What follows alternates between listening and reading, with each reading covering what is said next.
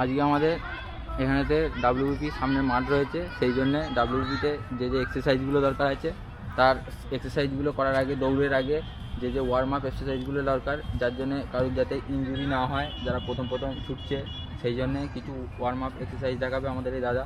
আমরা সেইগুলো দেখে নেব। সবার প্রথমে তোমরা দৌড়ানোর আগে যে এক্সারসাইজটা করবে সেটা হচ্ছে তোমার মানে সাইড বাই সাইড জাম্প করবে। সাইড বাই সাইড জাম্প কীভাবে করবে দেখে নাও।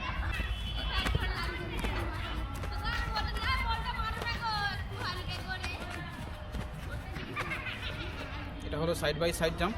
তো 10টা সেট তোমরা করার পর তো আরেকটা করবে তোমার হচ্ছে যে এই সাইড বাই সাইড জাম্প শুধু হাতটা জাস্ট উপরে নিয়ে যাবে। কেমনভাবে করবে দেখে নাও।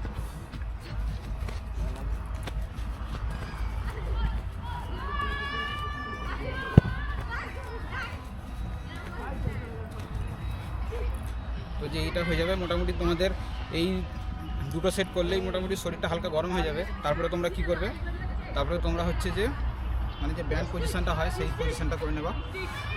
এইভাবে এই পজিশনটা করে নিয়ে পাঁচটা সেট নেবা।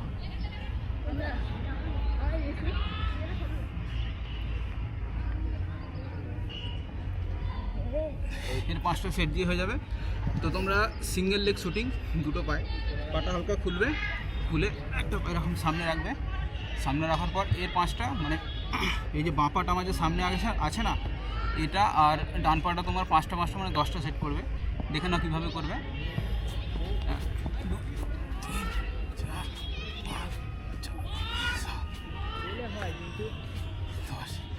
10টা হলো।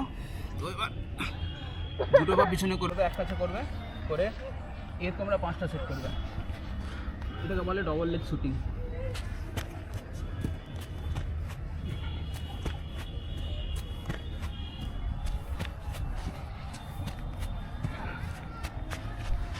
তো এটা হয়ে গেল ডবল লেগ শুটিং।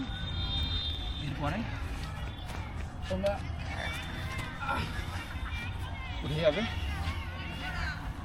ওঠার পর মোটামুটি শরীরটা অনেকটা গরম হয়ে গেছে, মাসেলসগুলো অনেকটা খুলে গেছে। তো তোমরা এই পজিশনে করে তো এটা 10টা করে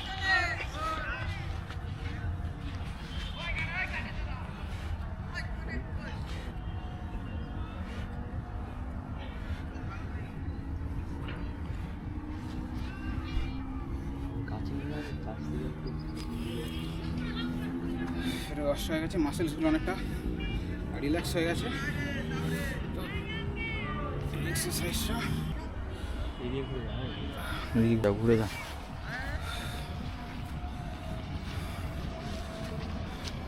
এরপর তোমার এইটা